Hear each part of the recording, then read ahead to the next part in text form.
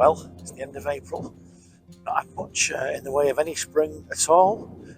Just to stick with the theme, we'll do the plot tour today on beans, brews and bread in a blowing gale with about 6 degrees and raining. So let's go and have a look.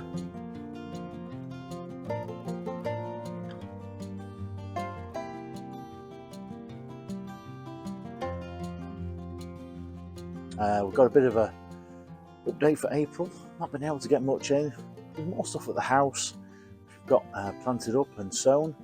Just waiting for the temperatures to improve and the weather to stop raining and not being, 4 degrees. We did get the potatoes in the first earlies in March, so we're going to have a tour around the plot now, have a look, see how things have fared. A few things growing, a few things tidied up, and a few things in the planning. So let's go and have a look. So over here, which was the garlic bed for this year, we did have a bit of a loss in this section here, which was the overwintered garlic, and the only one that survived was this variety here, where we got the wattle started. Bit of an ongoing project that, maybe have to do that each year, but we replaced the garlic here with a new variety in here, this spot here. You can just see that's shooting through now nicely. Got a bit of organic onion and garlic fertilizer down, and the spot here I've just filled in today with the December sown or January sown Spanish globe variety. So that's white Spanish onion, and I've multi-sown these in modules, so I'm hoping that we'll get a bit of a sort of multi-harvest of some spring onions and then hopefully some bulbing onions towards the end of the year.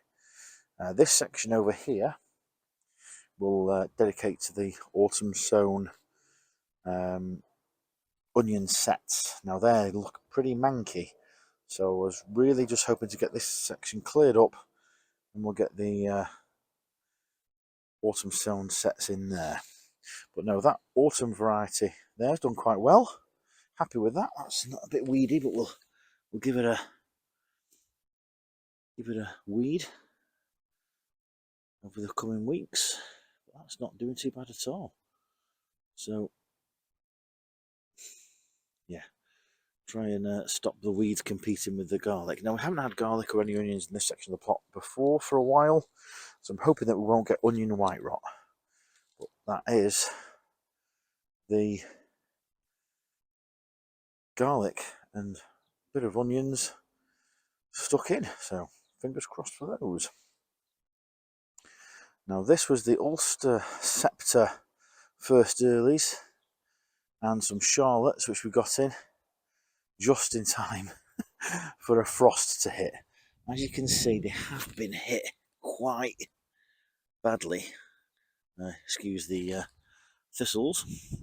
We seem to have grown in the old cabbage section here. Again, yeah, some of those not doing so great. I'm hoping that they've not been set too badly back. Here you can see we've got a bit of a tip burn on the end of them from the frost. So I'm hoping we'll get these, hope these hand weeded before they get too big. And here I've got a few raspberries coming up from somewhere. We'll hope that the frost hasn't burnt the first early potatoes too badly and get those tidied up. Fingers crossed. Over here we had the sort of overwintered Aquaculture Claudia broad beans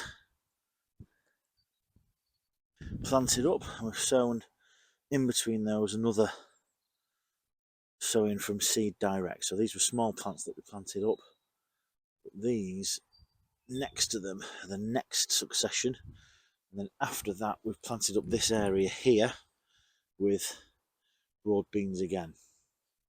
Over on this part we'll get the beetroot sown in here. I think if I'm lucky, I'll get, obviously I'm in the process of getting that grass at the end of that bed out again. We might put a little bit of main crop potatoes, which we've got a small bag left over. But yeah, beetroot here, we'll sow in the next week or so. And here, fingers crossed again, we've got some broad beans coming up, and there's the first showing. So should have the equivalent of one whole length of the bed here in about half of a bed of broad beans.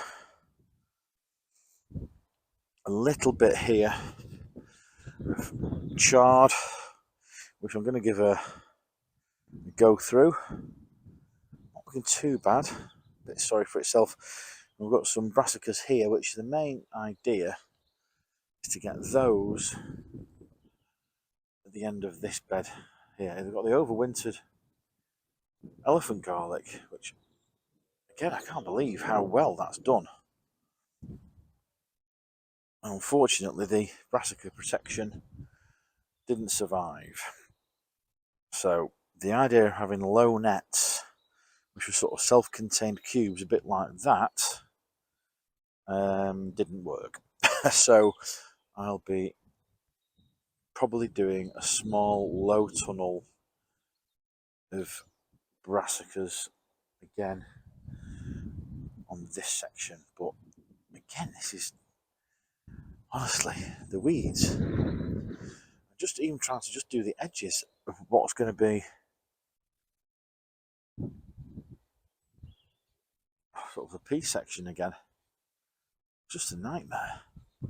But this is just the reality of, you know, trying to keep on top of it. Just a question of getting bits in when you can and trying to keep on top of it, which is easier said than done.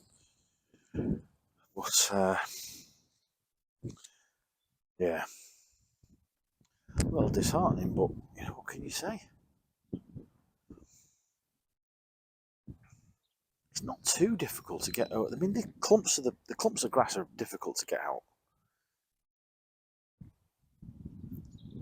The other stuff, the soil miller, Wolfgarten soil miller, will get through it, but again, it's just some of the perennial weeds are a pain in the ass.